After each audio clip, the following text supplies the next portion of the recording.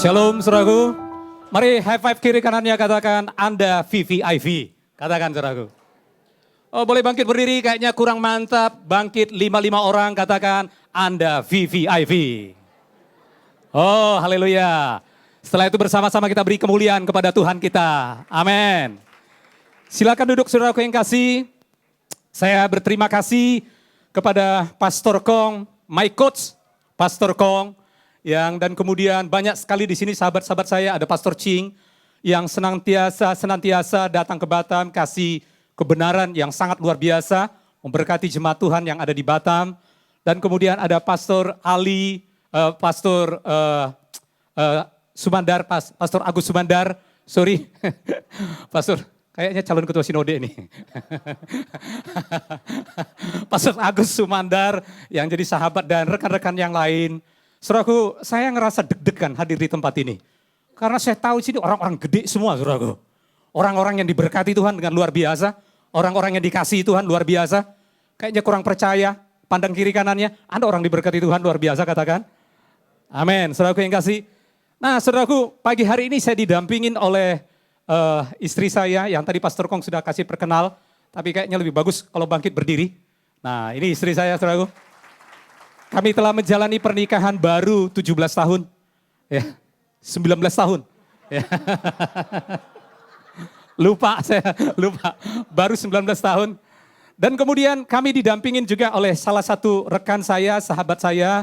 Dia salah satu pelayan juga di Batam City Blessing. Dia baru menyelesaikan doktor dari bahasa Yunani. Dia sangat bagus mengajar bahasa Yunani, yaitu Pastor Julius 10. Boleh lambaikan tangan Pastor Julius 10. Ya, yang terakhir kami disertai oleh anak kami. Anak kami ini udah lama kami titip di Jakarta City Blessing di sini. Ya, cuma dia beredar-edar kemana-mana kali ya. Karena jauh tempatnya, itu anak kami udah lama di Batam City Blessing. Itu adalah Novita. Boleh lambaikan tangan Novita. Ya, beberapa orang pasti udah kenal dengan kita. Nah, saudaraku yang kasih, oh ada Novita yang lain. Nah saudaraku, saya percaya sekali apa yang Pastor Kong sampaikan tadi itu, saya percaya di sini juga ada banyak kesaksian yang tentunya sangat memberkati. Saya percaya di setiap jemaat lokal Tuhan bekerja dengan sesuatu yang khusus. Tidak ada sesuatu yang sama, tidak ada satu model bahwa harus seperti si A, Anda seperti itu. Tapi saya percaya kepada masing-masing jemaat lokal, kepada masing-masing pribadi bahkan, Tuhan bekerja secara unik, secara unik, secara spesial. Jadi nggak ada seseorang pun yang dipanggil oleh Tuhan dengan panggilan yang sama, dengan tipikal yang sama. Anda tidak perlu menjadi Pastor Kong. Pastor Kong cukup just only one people. Ya, cukup Pastor Kong, Anda nggak perlu seperti yang lain. Karena saya percaya Tuhan panggil kita, Tuhan perlengkapin kita, Tuhan teguhkan kita dengan cara yang unik. Katakan amin. Masing-masing kita dengan cara yang unik, itulah sebabnya saya sangat percaya sekali Tuhan bisa beracara dengan luar biasa, berbeda seorang kepada yang lain, baik dalam jemaat lokal, baik dalam keluarga, baik dalam pribadi. Tapi tentunya di tengah-tengah akan hal itu semua, ada satu hal yang sangat mendasarin sehingga kita mengalami segala sesuatu yang berasal daripada Kristus. Berapa banyak kita percaya bahwa Yesus adalah Bapa kita yang sangat baik. Amin. Nah saudaraku yang kekasih, ada beberapa orang ragu. Ketiga kali dia nyanyi, Yesus engkau baik, sangat baik.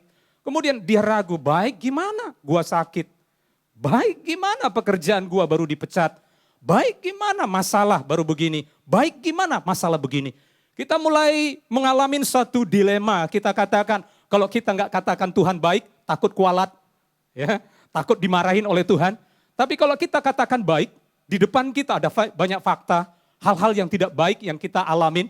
Kita mulai urut itu satu dengan lain, kita mulai urut ini kebaikan, yang tidak baikan. Ada orang yang janji kepada saya, tapi nggak direalisasikan. Kita bilang mana baiknya Tuhan? Mana baiknya Tuhan? Sehingga kita ragu. Tapi firman Tuhan berkata, bahwasanya untuk selama-lamanya kasih setia Tuhan. Katakan bersama-sama, bahwasanya untuk selama-lamanya kasih setia Tuhan. Amen. Kasih setia Tuhan gak pernah berubah, saudaraku yang kasih. Nah kalau kita urut-urut, saya ingat tuh satu ayat di Pemazmur, Raja Daud menuliskan 50% daripada kitab Mazmur, ada 150 pasal dalam kitab Mazmur, 50%-nya dituliskan oleh Raja Daud. Dan salah satu pasal, saudaraku, salah satu ayat yang saya baca, Raja Daud berkata demikian, Tuhan, kalau aku urut-urut semua masalahku, Raja Daud ngomong gini loh saudaraku, kalau aku urut-urut, kalau aku hitung-hitung semua masalahku, masalahku lebih banyak daripada rambut di atas kepalaku. Nah bagi saya itu suatu hal yang kaget. Wow, luar biasa. Raja Daud bilang, masalahku lebih banyak daripada rambut di atas kepalaku. Pertama saya kaget, yang kedua saya terhibur. Kenapa saya terhibur? Saya pegang kepala saya, saudara. Saya pegang kepala saya bilang, Tuhan, saya percaya masalah Raja Daud lebih banyak daripada masalah saya. Saya terhibur, saudara. Tapi firman Tuhan kata-kata berikutnya, Raja Daud berkata, bahwasanya untuk selama-lamanya kasih setia Tuhan. Kenapa saudaraku yang kasih? Karena Raja Daud tahu mujizat yang terbesar itu apa. Mujizat yang terbesar itu apa, saudaraku yang kasih? Anda mungkin ingat ketiga kali bangsa Israel mau keluar dari Mesir, Tuhan melakukan banyak tulah. Banyak tulah, tapi saya mau kasih catatan. Tulah, tapi itu ke bangsa Mesir. Tapi bagi bangsa Israel itu adalah mujizat. Karena setiap tulah yang terjadi di tengah-tengah bangsa Mesir, itu tidak datang kepada bangsa Israel yang tinggal di tengah-tengah kediaman orang Mesir. Gak kena, saudaraku. Anda lihat gak mujizat itu, kalau Anda renungkan mujizat-mujizat itu, atau tulah itu bagi bangsa Mesir, itu mujizatnya sangat spektakuler sekali.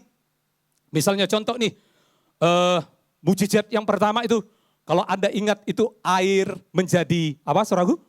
Air menjadi darah. Firman Tuhan berkata, air menjadi darah di seluruh bangsa Mesir. Wow, itu kaget sekali, kecuali bangsa Israel. Dan kemudian mujizat-mujizat yang lain, kalau Anda lihat ada belalang, ada lalat, ya.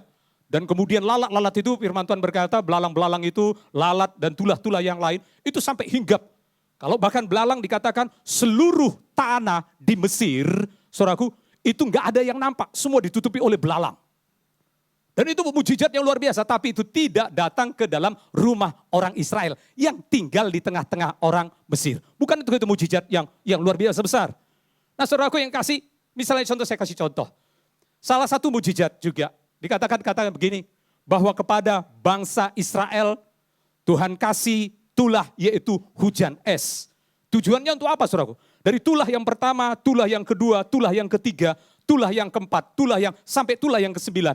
Saya mau tanya kepada Anda, apakah bangsa Israel keluar dari Mesir dengan tulah-tulah tersebut? Yang pertama sampai 9. Enggak, saudaraku. Padahal kalau kita lihat itu mujizat yang sangat luar biasa. Saya merenungkan sedikit ketika kali salju itu datang ke dalam bangsa Mesir. Firman Tuhan berkata, bangsa Israel diam di tengah-tengah kediaman orang Mesir.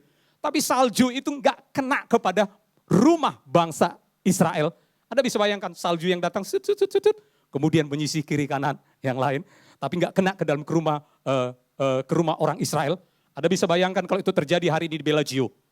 Semua Jakarta salju yang luar biasa. Dan kemudian kecuali di Bellagio, karena ada ibadah City Blessing di sini. Wow. Anda bisa bayangkan Ahok pun minggu depan akan datang kemari.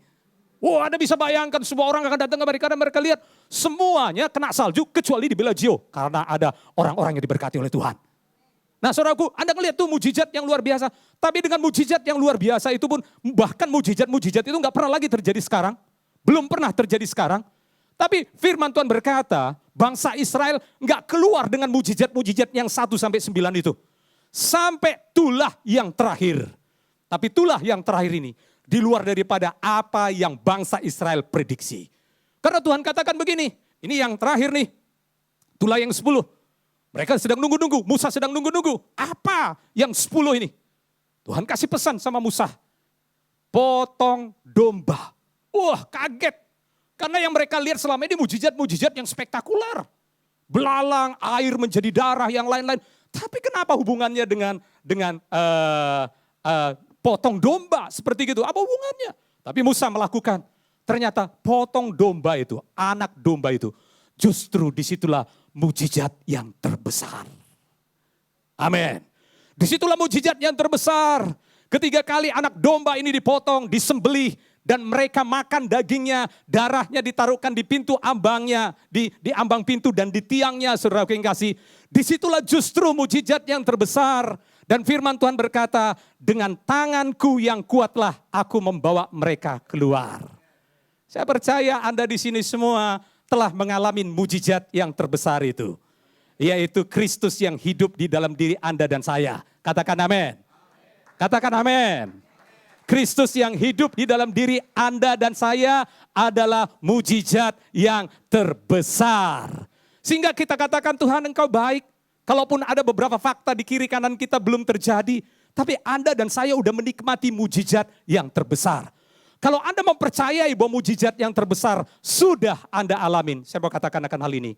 Maka mujizat yang lain pun Anda enggak sulit untuk mempercayainya. Tapi iblis mulai membalikkan fakta. Iblis mulai menipu kita. Seolah-olah apa yang terjadi di luar menjadi ukuran apa yang ada di dalam diri kita. Apa yang terjadi di luar, kita udah lama berdoa untuk mujizat kesembuhan. Belum terjadi. Kita katakan, Tuhan baik enggak? Sehingga mata kita tertutup kepada mujizat yang terbesar yang sudah ada di dalam diri kita. Dan mujizat yang terbesar itu adalah Kristus. Amin. Waktu saat kita mempercayakan hal ini, saudaraku yang kasih, saya percaya mujizat-mujizat yang lain pasti menjadi bagian yang sederhana tengah-tengah kita. Nah tergantung saudaraku, saya percaya sekali, saya ingin buka firman Tuhan dari kitab Matius pasal yang kelima, saudaraku.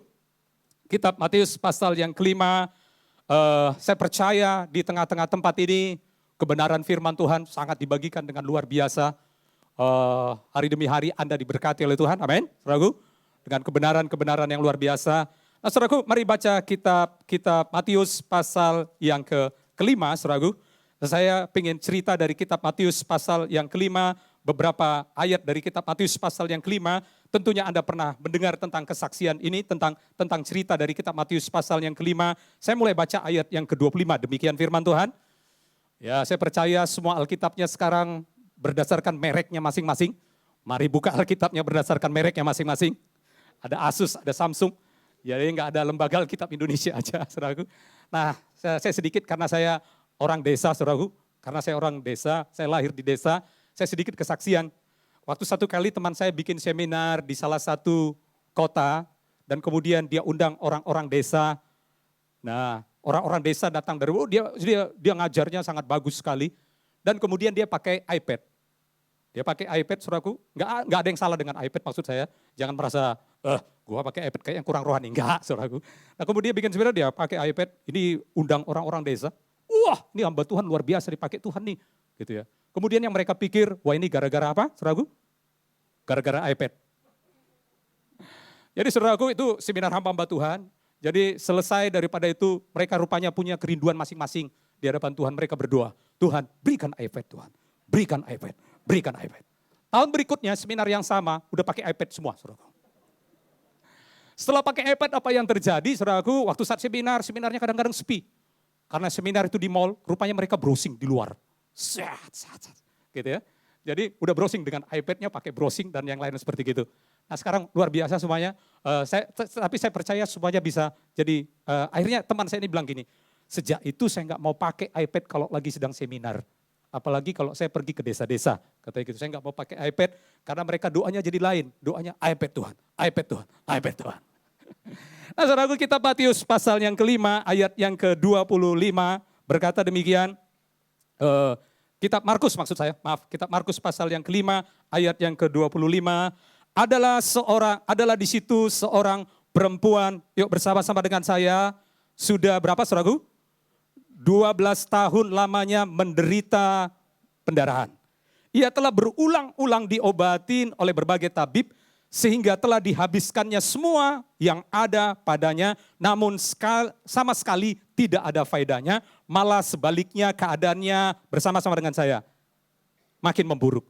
Ayat yang ke-27, dia sudah mendengar berita-berita tentang Yesus, maka di tengah-tengah orang banyak itu, ia mendekati Yesus dari belakang dan menjamah jubahnya. Sampai di situ aja saudaraku. Firman Tuhan berkata, biasanya ketiga kali kita baca ayat ini, kita kagum dengan wanita tersebut. Kagumnya kenapa? Dengan segala yang sudah dia lakukan. Karena dia berkata, asal saja kujamah jubahnya, maka aku akan bersama-sama sembuh. Dia berkata itu saudaraku. Dan kemudian kita dramatisir, kita mulai ceritain dramatisir gimana perempuan yang sudah sakit pendarahan selama 12 tahun. Tentunya dia mengalami fisik yang sangat lemah. Ya, fisik yang sangat lemah, bergerak pun sulit karena pendarahan terus. Nah kita mulai dramatisir, memang karena kali itu Yesus sedang diikutin oleh banyak orang. Dia mulai merangkak, ya. Dia mulai mulai satu dengan yang lain, dia mulai menyisihkan kaki demi kaki. Dia pengen asal saja ku jamah jumahnya. Kita mulai dramatisir gimana usaha daripada perempuan ini. Saudaraku, kita mulai khotbahkan bagaimana usaha daripada perempuan ini. Kita mulai concern kepada cara perempuan ini, saudaraku yang kasih. Tapi sebenarnya saudaraku yang kasih, bukan caranya yang membuat dia sembuh. Tapi ayat firman Tuhan berkata, ayat yang ke-27, saudaraku. Ayat yang ke-27 berkata, dia sudah, yuk sama-sama dengan saya, mendengar berita-berita tentang apa? Yesus. Ternyata di situ, saudaraku yang kasih, dia sudah mendengar berita-berita tentang Yesus. Menurut Anda ketiga kali dia ngomong yang lain, setelah dia dengar berita-berita tentang Yesus, saya mau tanya kepada Anda, apakah Tuhan yang meminta kepada dia, asal saja ku jamah jubahnya, maka aku akan sembuh. Apakah Tuhan yang minta kepada dia? Bukan. Dia yang bicara, asal saja ku jamah jubahnya, maka aku akan apa? Sembuh. Tapi dimulai daripada apa? Berita apa yang Anda dan saya dengar. Sama seperti wanita ini. Dia ngalamin peristiwa kesembuhan itu. Karena berita-berita apa yang dia dengar. Saudaraku, hati-hati dengan berita yang kita dengar. Karena berita yang kita dengar akan mempengaruhi hidup kita. Kalau Anda nggak percaya, saudaraku, kasih. Saya punya kakak, seorang kakak. Satu kali di lehernya itu ada tulang ikan nyangkut lagi makan gitu, asik makan, sek, nyangkut tulang ikan. Kemudian saya lihat dia gelisah di depan saya, dia pergi ke dapur. Sebelum pergi ke dapur, dia ambil nasi itu, dia gepal, setelah dia gepal, dia tanpa kunyah telan, melek gitu saudara. Setelah dia telan, rupanya nggak mujarab. Setelah itu jurus yang kedua dia ingat-ingat apa yang pernah dia dengar. Dia ingat-ingat, akhirnya dia pergi ke dapur. Saya nggak tahu apa yang terjadi sama dia. Dia ambil parang, ya, dia ambil parang itu, ya golok ya. Dia ambil golok, dia taruh di sininya. Dia lewat-lewat di depan saya, saya bilang, Kak lu ngapain? Dia bilang begini, ada tulang di sini saya nyangkut. Saya bilang, apa hubungannya tulang dengan golok di sini? Saya bilang begitu. Hubungannya apa? Kenapa saudaraku? Karena dia mendengar. Saya bilang dari mana bang dengar? Loh dulu nenek kita ceritanya seperti itu. Saudaraku. Nenek kita ceritanya seperti itu. Jadi saya pastikan berita yang kita dengar itu sangat mempengaruhi hidup kita. Saya kasih contoh nih. Kalau Anda setiap pagi bangun dengarkan berita, ya. Kemudian Anda dengarkan berita telah terjadi penularan penyakit. Oh ini. Kemudian pagi-pagi Anda bangun, hidupin berita itu. Siang-siang bangun lagi aktivitas lagi, dengarkan berita itu. Sore-sore dengarkan berita itu. Malam-malam dengarkan berita itu. Anda tidur nyenyak nggak dengan hal itu? Ketiga kali anak Anda bersin, Anda berpikir tentang apa? Jangan-jangan virus itu tuh. Iya. Kita berpikir, jadi berita apa yang kita dengar sangat mempengaruhi hidup kita. Nah perempuan ini berkata, saudaraku, dia telah mendengar berita-berita tentang Yesus. Berita-berita tentang Yesus, saudaraku dia pernah dengar. Dia dengarkan berita-berita tentang Yesus. Ketiga kali dia mendengar berita-berita tentang Yesus, saudaraku yang kasih. Maka imannya mulai timbul. Imannya mulai timbul dan kemudian dia yang berkata, asal saja ku jamah jubahnya, maka aku akan sembuh. Saya percaya sekali saudaraku, kami di Batam, saya sedikit kesaksian, kami pengen sekali kami dengarkan kabar baik, karena sebenarnya hidup saya sekarang sangat dipengaruhi oleh satu momen yang saya sebut dengan divine meeting. Pastor Kong pernah datang ke Batam, dia ajak saya makan siang. Pastor Kong mungkin lupa atau ingat peristiwa ini. Kami makan siang berdua, udah banyak panjang lebar cerita-cerita. Pastor Kong ngomong gini ke saya, Ren, preach the gospel. Saya kaget, karena kali itu saya udah melayanin 21 tahun. Hamba Tuhan yang satu ini dari Jakarta maksudnya ngomong apa? Gua ada khotbah mulai dari Kejadian sampai Wahyu. Ini ngomongnya preach the gospel. Tapi ternyata perkataan yang kita dengar sangat sederhana itu. Perkataan yang kita dengar sangat, menurut mungkin Pastor Kong lupa ngomong seperti itu, hanya dia biasa aja ngomong. Tapi sering sekali apa yang kita sampaikan pun, mungkin kita lupa apa yang kita sampaikan. Tapi ternyata Roh Kudus bisa memakai perkataan yang kita sampaikan tentang Kristus untuk meneguhkan banyak orang lain. Amin. Nah saudara, waktu saya preach the gospel, akhirnya itu meneguhkan saya. Berarti the gospel itu adalah kabar baik. Kabar baik itu adalah Yesus yang mati dan Yesus yang bangkit. Dan sejak itu jadi saya tertarik sekali, saya diubahkan oleh Tuhan. Akhirnya saya selalu cerita tentang kabar baik. Di tengah-tengah kondisi yang buruk sekalipun, di tengah-tengah orang yang datang dalam model yang bagaimanapun, kita cerita kabar baik. Dan ternyata memang benar. Paulus katakan, aku punya keyakinan yang kokoh dalam Injil, bahwa Injil itu adalah kekuatan Allah yang menyelamatkan. Injil itu adalah power of God. Dia adalah kekuatan Allah yang menyelamatkan. Jadi setiap kali kita ngomong tentang Yesus, cerita tentang Yesus, sesederhana apapun yang kita sampaikan, firman Tuhan berkata, Roh Kudus pasti meneguhkannya. Sesederhana apapun yang kita sampaikan, Roh Kudus meneguhkannya. Nah saudaraku, makanya firman Tuhan ini katakan, wanita ini berkata, berita apa yang dia dengar. Nah sejak saat itu saya ngambil keputusan. Di City Blessing, Batam, harus nyampaikan kabar baik. Terus nyampaikan kabar baik, terus nyampaikan kabar baik, terus nyampaikan kabar baik. Karena di tengah-tengah setiap kabar baik, ada kekuatan Tuhan yang bekerja. Nah saudaraku yang saya kasih kesaksian. Ada satu jemaat Tuhan yang sangat dikasihi oleh Tuhan. Sama seperti ada di sini semuanya. Amin. Di jemaat Tuhan yang ada di Batam, dia latar belakangnya dari Muslim. Latar belakang dari Muslim, saudaraku, dia datang jadi percaya kepada Tuhan. Dan kemudian waktu saat dia beberapa lama dia sakit ambayan, wasir. Dan kemudian selain itu dia ada gula. Jadi nggak bisa dioperasi. Selain itu ekonomi mereka sulit sekali kali itu. Ekonomi mereka sulit sekali, saudaraku. Akhirnya ngurus kali itu kayak BPJS. Kemudian bolak-balik ke rumah sakit, ditolak. Karena nggak bisa dioperasi. Selama 6 bulan, 8 bulan ya, lebih kurang ya. Ya, selama 8 bulan, saudaraku, kemudian begitu. Akhirnya dia dengarkan firman. Suaminya bilang begini, Mi, kamu dalam kondisi yang bagaimanapun, sakit gimana pun, percayalah, apa yang kau dengarkan hari Minggu tentang kabar baik, itu punya kuasa yang luar biasa. Saya saksikan ketiga kali dia hadir, kadang-kadang saya bilang begini, hadir aja setiap hari Minggu. Kadang-kadang dia bilang, pastor tapi aku duduk sulit karena wasirnya udah tingkat akut. Gak apa-apa, kamu tidur aja di sana, gak apa-apa. Jadi saya izinkan jemaat tidur di gereja, saudaraku. Tidur aja di sana, gak apa-apa. Yang penting kamu dengarkan atau apa namanya alam bawah sadarmu dengarkan, itu sangat penting. Akhirnya saudaraku dia kadang-kadang berdiri, kadang-kadang duduk, kadang-kadang tertidur, saya izinkan. Dia dengarkan, terus kabar baik, terus kabar baik, terus kabar baik. Dan kabar baik itu adalah Yesus. Amin. Kemudian dia terus dengarkan kabar baik itu. Satu kali saudaraku udah ditolak dari wajahnya pucat sekali dan kemudian orangnya kurus sekali. Kalau Anda mampir ke Batam sekarang pasti Anda lihat sesuatu yang berbeda dari dia. Karena badannya sekarang makmur sekali. Luar biasa sekali. Nah saudaraku yang kasih dan kemudian setelah dalam kondisi yang kurus demikian, malam-malam dia bermimpi.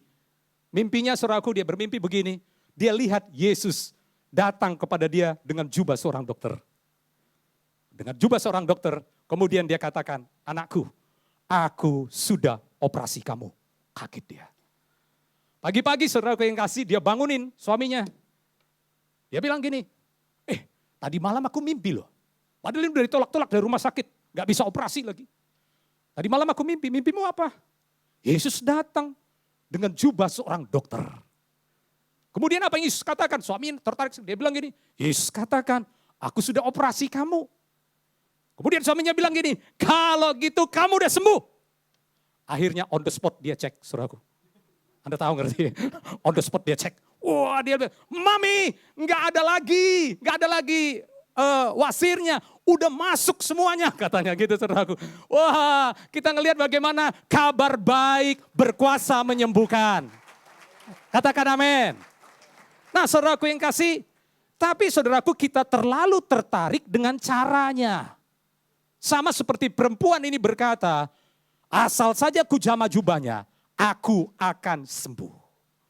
Kira-kira bisa enggak dia ngomong yang lain? Kalau Yesus ngembuskan napasnya saja, aku akan sembuh. Bisa enggak? Bisa. Kalau Yesus menatapku saja, maka aku pasti sembuh. Siapa yang menentukan standarnya bahwa asal saja ku jamah jubahnya, maka aku akan sembuh. Siapa yang menentukan standarnya? Perempuan itu. Firman Tuhan katakan dia udah mendengar berita-berita tentang Yesus. Ini dasarnya. Caranya bagaimana, mungkin kita nggak perlu concern dengan caranya. Biarkan dia bekerja dengan cara yang sangat kreatif. Nah saudaraku, saya ingin kasih perbandingan dengan satu kisah. Tentunya Anda mengingat seorang perwira di Kapernaum. Dia juga mendengar berita-berita tentang Yesus. Dan kemudian firman Tuhan berkata, waktu satu kali dia datang kepada Yesus. Dia bilang, "Guru, seorang hambaku sakit keras di rumah. Tolonglah datang ke rumahku." Anda tentu ingat cerita itu. Akhirnya dia berkata begini kepada Yesus. Yesus berkata, "Baik, aku akan datang ke rumahmu." Akhirnya perwira ini berkata, "Guru, gak usah repot-repot lah kau datang ke rumahku. Aku gak layak. Gak usah repot-repot. Kau cukup aja." Orang Papua bilang, "Kau." Ya. Kau. Kau cukup ngomong satu patah kata saja. Maka hambaku itu akan sembuh. Kaget saudaraku. Dia bilang, "Guru, lu cukup ngomong." Katakan ngomong. Lu cukup hanya ngomong satu patah kata saja, maka hambaku itu akan sembuh. Firman Tuhan berkata, manusia itu hidup enggak dari roti saja, tapi dari setiap firman yang keluar dari mana? Mulut Allah. Dan saudaraku yang kasih, kemudian Yesus katakan kepada bangsa Israel, iman sebesar ini tidak pernah aku temuin sekalipun dari tengah-tengah bangsa Israel. Pulanglah sebab hambamu itu telah sembuh. Jadi Yesus ngomong sepatah kata saja. Maka saya katakan gini, sepatah kata yang Anda dengarkan di setiap minggu, di setiap hari Anda bisa renungkan firman Kristus. Firman Kristus itu berkuasa menghidupkan. Katakan amin. Kadang-kadang ada beberapa orang berkata begini, saudaraku. Beberapa orang berkata gini, kita ke gereja biasa kita dengarkan sebagai salah satu acara namanya agama Kristen. No, karena suatu kewajiban. No, saudaraku. Ketiga kali Anda dengarkan firman Kristus itu memberikan kehidupan. Memberikan kehidupan. Nah saudaraku, satu kali kami jadi biasakan seperti begitu. Anda datang aja. Anda mau pakaian apapun, datang aja. Anda punya atau tidak punya, datang aja. Karena ketiga kali Anda dengarkan firman Kristus itu bekerja dengan luar biasa. Nah saudaraku yang kasih, ada beberapa keluarga akhirnya Tuhan bukakan akan kebenaran. Anehnya mereka jadi jatuh cinta kepada Tuhan dengan luar biasa. Jatuh cinta kepada Tuhan dengan luar biasa ketiga kali berita kebenaran ini, kasih karunia yang diberitakan. Mereka jadi jatuh cintanya luar biasa kepada Tuhan. Nah saudaraku, ada satu ibu-ibu, saya pernah tanya sama dia. Karena ibu ini saudaraku, setiap kali datang dengan suaminya, wow itu luar biasa sekali. Saya bilang antusias sekali kalian. Dia datang dengan motor istilah kami di sana itu, motor butut ya. Motor butut, wah itu motornya nggak pakai kunci kontak lagi, tapi tinggal kabel dihubungkan dengan kabel, zreng gitu saudara. Dia termasuk rumah yang paling jauh juga dari jemaat di tempat itu, saudaraku. Kemudian dia bukan dengan istrinya orang biasa, orang yang luar biasa makmur juga, saudaraku. Posisi tubuhnya tidak seperti yang dulu lagi. Ya. Kemudian naik motor itu, dia dengan istrinya plus 3 orang anak-anak. Plus 3 orang anak-anak. Itu luar biasa jauh. Jadi kalau dia ke rumah saya sudah tahu, itu motor Pak Yo. Dia belum muncul pun saya sudah tahu dari bunyinya, saya sudah kenal. Wah itu motornya dia. Udah ada ciri khasnya. Nah itu motornya dia. Nah saudaraku yang kasih, tapi dia selalu datang lebih awal. Saya tanya sama ibu ini, Bu, kamu itu luar biasa loh. Jadi contoh, dan ketiga kali dia bawa anak-anaknya, saya lihat anak-anaknya bukan baru bangun tidur, gitu. Saya lihat anaknya 2 wanita, semuanya udah dikepang-kepang semua. Saya bilang istri gue gak pernah kepang-kepang begini saudaraku. Tapi dia kepang-kepang butuh waktu yang saya bisa bayangin, butuh waktu. Butuh waktu untuk kepang-kepang ikan ke rambut, 2 lagi, rapi ya, gitu. Rapi dan kemudian saya tanya begini, Bu, kenapa ya kalian lebih awal dari yang lain? Saya kagum loh dengan kalian. Dia bilang begini, Pastor, kami sangat rindu dengarkan berita tentang Kristus. Rasanya sayang sekali kalau kami nggak dengarkan berita tentang Kristus, kami seperti ngalamin suatu kerugian yang sangat besar. Kalau kami nggak dengar berita tentang Kristus. Karena memang Kristus yang diberitakan itu adalah kehidupan yang sangat luar biasa. Itulah sebabnya saya sangat percaya sekali saudaraku yang kasih. Kalau waktu-waktu seperti sekarang ini, saya sangat percaya sekali.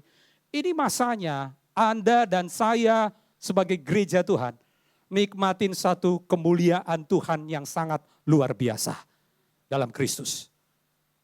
Satu kemuliaan Tuhan yang luar biasa. Nah saudaraku yang kasih, saya ingin share juga di tengah-tengah kita. Baru-baru ini saya senang cek hitung-hitung.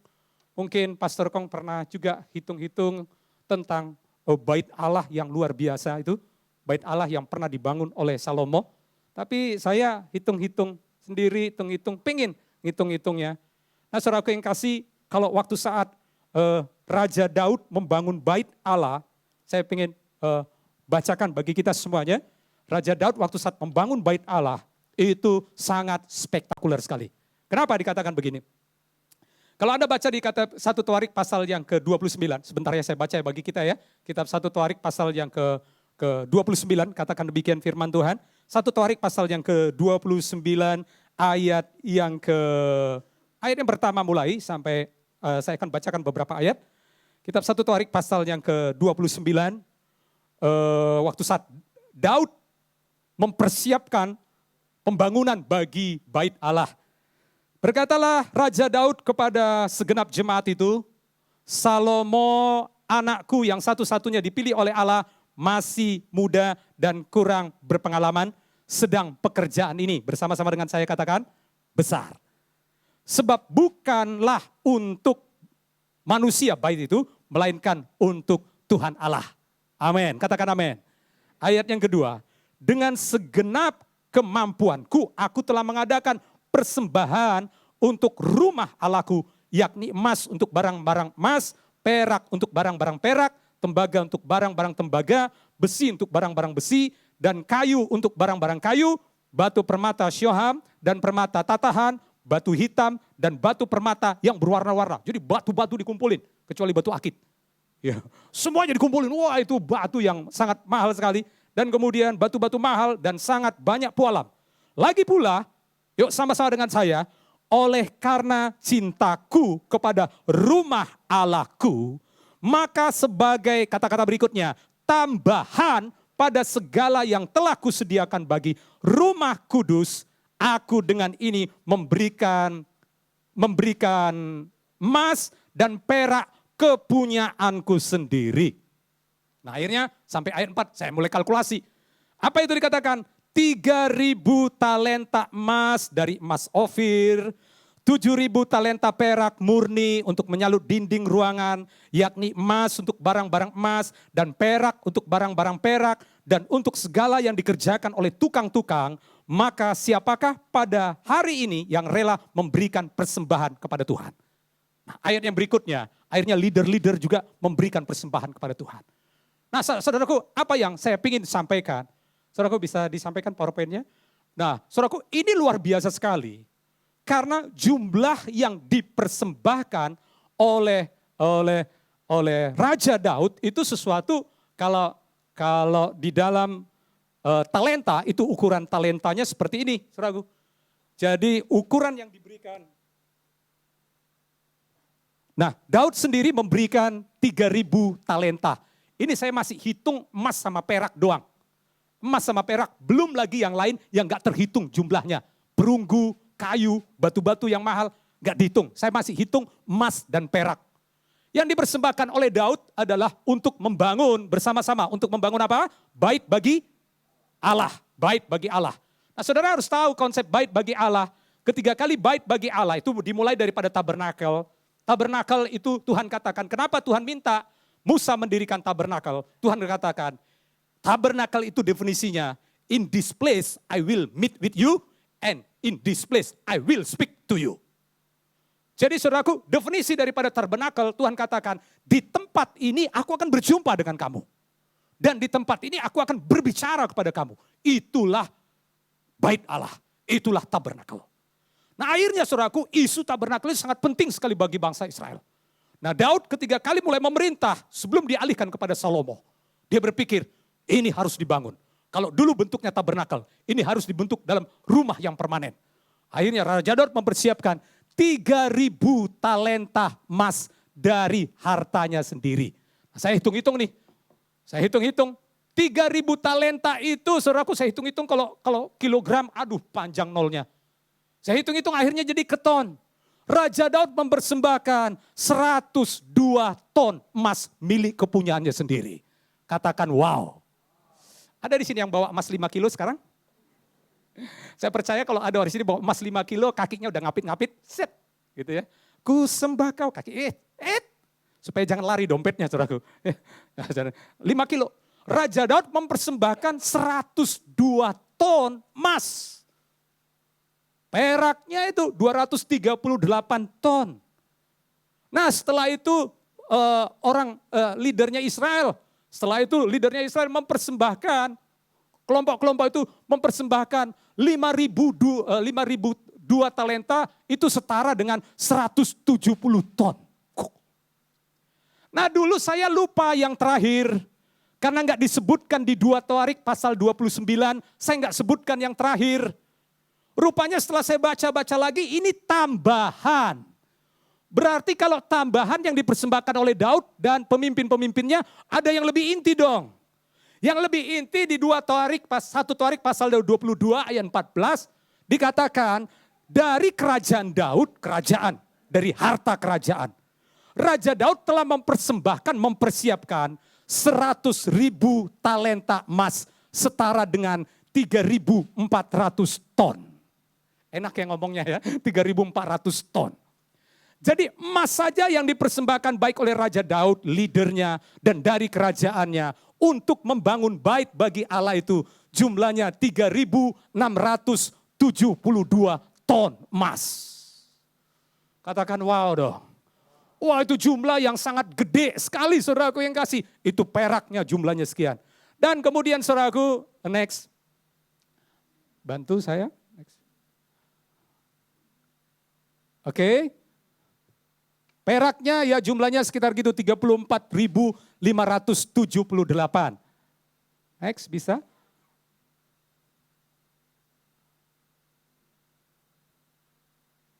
Nah saudaraku yang kasih. Nah itu jumlah rupiahnya berapa? Saya capek ngitungnya saudaraku. Saya capek ngitungnya, akhirnya jumlah rupiahnya itu, ini masih emas dengan perak doang. Belum lagi yang lain yang tak terhitung jumlahnya.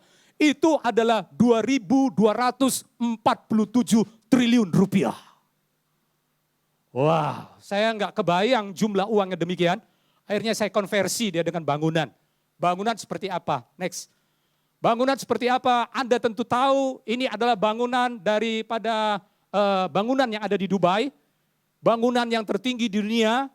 Ya, tingginya 850 meter. Dan saudaraku yang kekasih, 850 meter, kalau saya nggak salah ini jadi bangunan yang tertinggi di dunia. Dan ini memakan biaya 1,5 miliar dolar. 1,5. Jadi kalau emas dan perak saja yang dipersembahkan oleh Daud, pemimpin sama rakyat Israel, bisa berapa? 114 bangunan yang model begini. 114. Saya bilang, wow spektakuler sekali, luar biasa sekali, mahal sekali. Nah yang luar biasanya setelah selesai rumah Allah yang didirikan itu, hadirat Allah luar biasa hadir. Katakan amin dong. Mereka memimpin pujian, wah hadirat Allah luar biasa hadir. Mereka tersungkur menyembah Tuhan. Karena in this place I will meet with you and this place I will speak to you. Tuhan hadir sedemikian rupa di tengah-tengah tempat itu. Tapi saya mau bilang, ada kisah yang sangat tragis. Karena kisah yang sangat tragis, sekitar 200 tahun berikutnya, Nabi Yesaya berkata, langit adalah takhtaku dan bumi adalah tumpuan kakiku. Rumah apakah yang kamu dapat dirikan bagiku? Amin. Rumah apakah yang kamu dapat dirikan bagiku? Artinya harga yang sekian mahal nggak cukup membangun bait bagi Allah. Wow. Harga yang sekian mahal, harganya nggak cukup untuk membangun bait bagi Allah.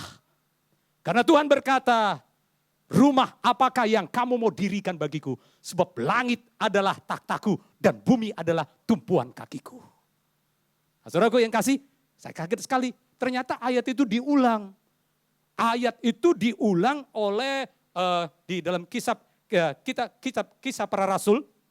Ya, Kisah para Rasul pasal yang ke-7, ketiga kali Stefanus ngomong, ayat itu diulang. Dia katakan begini, ayat yang ke-46, Kisah Rasul pasal yang ke-7, ayat yang ke-46. Kisah pembangunan bait Allah yang spektakuler itu, saudaraku. Yang 2 triliun rupiah itu. Saya nggak tahu, wow, kayaknya memang belum ada proyek yang semahal itu sampai sekarang. Belum ada. Tapi firman Tuhan berkata, Kisah Rasul pasal 7 ayat 46, berkata, Daud telah mendapat kasih karunia di hadapan Allah. Dan ia memohon supaya ia diperkenankan untuk mendirikan suatu tempat kediaman. Bagi Allah, tempat kediaman. Ayat yang berikutnya berkata, ayat 47. Tetapi Salomolah yang mendirikan sebuah rumah untuk Allah. Ayat yang ke-48, tetapi yang maha tinggi tidak diam di dalam apa yang dibuat oleh tangan manusia seperti yang dikatakan oleh Nabi. Langit adalah takhtaku dan bumi adalah tumpuan kakiku. Rumah apakah yang kamu dirikan bagiku? Demikian firman Tuhan. Tempat apakah yang akan menjadi perhentianku? Ayat yang ke-50 berkata demikian. Bukankah tanganku sendiri yang membuat semuanya itu? Artinya kalau harga yang dibuat oleh manusia yang sekian lama, sekian mahal itu nggak cukup untuk membangun rumah kediaman bagi Allah. Berarti Allah sendiri yang harus membangun bait baginya. Suatu kali saudara yang kasih, kalau Anda baca di kitab Yohanes pasal yang kedua, setelah Yesus mengusir pedagang-pedagang dari bait Allah, orang Israel berkata begini, apa tandanya? Apa tandanya kenapa kau lakukan akan hal itu? Kenapa kau lakukan itu mengusir semua para pedagang-pedagang? Yesus berkata demikian. Robohkanlah bait Allah ini. Tapi aku akan membangunnya dalam. Sekali lagi saudaraku. Ketiga kali itu semua diporak-porandakan. Di dalam bait Allah itu ada jual beli dan yang lain-lain. Yesus mengusir semua itu. Orang Israel komplain. Kenapa kau melakukan akan hal ini? Yesus berkata, apa dasarnya kau lakukan akan hal ini? Yesus berkata, robohkanlah bait Allah ini. Maka aku akan membangunnya kembali. Siapa yang membangunnya? Yesus. Dia katakan, aku akan membangunnya kembali dalam 3 hari. Jadi rumah kediaman Allah harus dibangun oleh Allah sendiri. Karena harga apapun yang kita berikan, harga apapun yang kita kumpulkan, gak mampu untuk mendirikan rumah bagi Allah. Makanya Tuhan katakan, akulah yang membangun. Anda ingat firman Tuhan katakan, dalam 3 hari, aku akan membangunnya kembali. Dan murid-murid nggak tahu apa yang Yesus maksud. Tapi firman Tuhan berkata, ketika kali Yesus bangkit dari antara orang mati, mereka baru tahu. Oh, kematian Yesus jauh lebih mahal dari 2.000 triliunan rupiah. Berarti Anda dan saya lebih mahal dari 2.400 triliunan rupiah. Katakan amin. Kita berikan kemuliaan pada Tuhan. Ngomong dong kiri kanannya, Anda lebih mahal daripada 2.400 triliun rupiah. Amin. Anda lebih mahal dari 2.400 triliun rupiah. Karena darah Yesus jauh lebih mahal daripada itu. Menjadikan Anda dan saya bait kudusnya. Oh haleluya. menjadi rumah kediamannya Allah. Jadi Anda dan saya sekarang oleh karena kasih karunia Tuhan adalah rumah kediaman Allah. Dalam bahasa Yunaninya berkata, diterjemahkan ke dalam bahasa Inggris, rumah kediaman Allah itu namanya house of permanently. Jadi rumah kediaman yang permanen. Katakan amin. Jadi Anda dan saya rumah kediaman Allah yang permanen. Haleluya. Allah yang maha tinggi, yang tidak dapat diam di dalam 2.400 triliun rupiah. Tapi darah yang lebih mahal itu telah memberikan harga yang lebih mahal itu. Sehingga dia tinggal di tengah-tengah kita. Ketika kali Anda berjalan dimanapun, ketika kali ada belenggu apapun. Misalnya contoh belenggu dosa, kebiasaan yang tidak baik. Ada kuasa yang besar loh. Ketika kali kita mengetahui siapa kita di dalam Kristus. Ketika kali kita tahu, Tuhan terima kasih aku ini bait kudus-Mu. Karena korbanmu yang sangat mahal. Ada kuasa yang luar biasa. Kita ngetahuin, Yesus sampai tinggal di tengah-tengah kita. Sampai kapan? Selama-lamanya. Bukan sementara. Ada orang bilang begini, Pastor, tapi ingat gak pernah peristiwa Saul, roh Tuhan hinggap. Dan kemudian roh Tuhan itu pergi. Benar, pernah peristiwa itu terjadi. Tapi itu sebelum korban Kristus di kayu salib. Sebelum ada harga yang luar biasa mahal membayarnya. Tapi setelah Kristus ada di kayu salib. Firman Tuhan berkata, ketahuilah aku menyertain kamu senantiasa. Sampai kepada mana saudaraku? Akhir zaman. Dia sertai kita. Dia bersama-sama dengan kita. Dia ada bersama-sama dengan kita. Kita ada bersama-sama dengan dia. Nah saudaraku yang kasih, saya percaya sekali dimanapun kita berada. Saya ini adalah bait Roh Kudus ya Tuhan. Dia diam di tengah-tengah kita dengan harga yang sangat mahal. Yaitu darahnya sendiri tengah-tengah kita. Kita ucap syukur pada Tuhan. Dia menjadikan Anda dan saya adalah rumah kediaman. Mari bangkit berdiri saudaraku. Haleluya. Thank you Jesus, thank you Jesus. Terima kasih Tuhan. Bisa naikkan pujian tadi dengan darah. Terlalu besar. Mari kita mengucap syukur kepada Tuhan. Dia baik bagi kita, saudaraku. Mungkin hari ini sedang ada yang sakit. Mungkin hari ini sedang ada dalam suatu persoalan. Saudaraku, jangan fokus kepada persoalanmu. Fokuslah kepada solusi, yaitu Kristus yang luar biasa yang sekarang ada dalam dirimu. Jangan fokus kepada kelemahanmu, tapi fokus kepada Kristus yang menutupin segala kelemahan kita, yang menyelesaikan semuanya, memberikan jalan baru di tengah-tengah kita. Terima kasih Tuhan. Oh, telah kulihat amen. bukti kasih-Mu, Kau menderita gantikanku. Dengan darah-Mu Kau selamatkanku. Kini ku hidup menyenangkan-Mu. Telah kulihat bukti kasih-Mu, Kau menderita gantikanku. Dengan darah-Mu Kau selamatkanku. Kini ku hidup menyenangkan-Mu. Terlalu besar kasih-Mu Bapa, pengorbanan yang Kau berikan bagiku. Terlalu mahal darah-Mu Yesus, tercurah untuk menebus. Bersama-sama kita katakan, terlalu mahal. Terlalu besar kasih-Mu Bapa, pengorbanan yang Kau berikan bagiku. Terlalu besar darah-Mu Yesus, tercurah untuk menebus hidupku. Saudaraku yang Tuhan kasihin, hari ini saudaraku percaya kebenaran firman Tuhan, bahwa Tuhan yang luar biasa, Yesus yang luar biasa yang mengasihimu, tinggal di tengah-tengah kita, tinggal di tengah-tengah dirimu. Engkau adalah bait kudusnya. Kalau Anda sedang melihat ada sakit penyakit dalam dirimu, renungkan bahwa engkau adalah bait kudusnya Tuhan. Kalau Anda sedang mengalami persoalan, masalah-masalah dalam rumah tanggamu, masalah di tengah-tengah keluargamu, masalah di tengah-tengah pekerjaan atau bisnismu, renungkan bahwa Allah yang maha tinggi berdiam di tengah-tengahmu, adalah Allah yang luar biasa. Angkat hatimu kepadanya. Dunia ini selalu ingin menarik perhatian kita supaya kita fokus kepada masalah.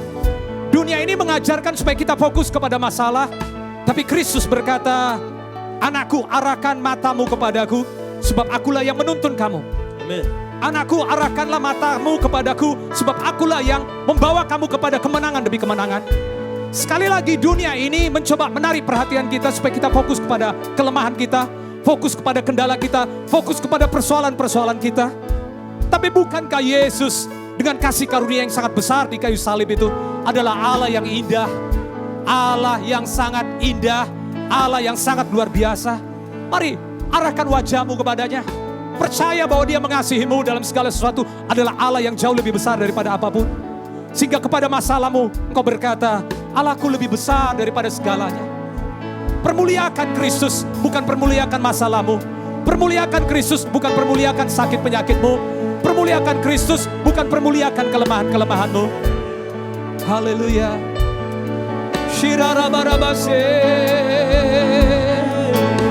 Mari yang bisa berbahasa roh, berbahasa roh.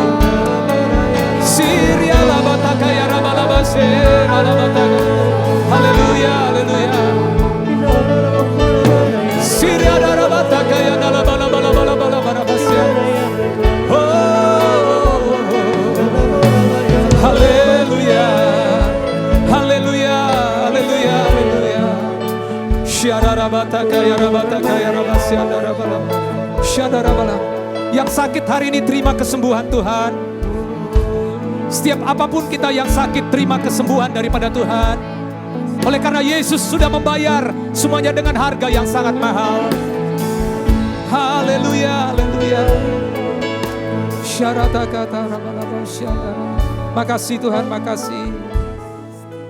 Terlalu besar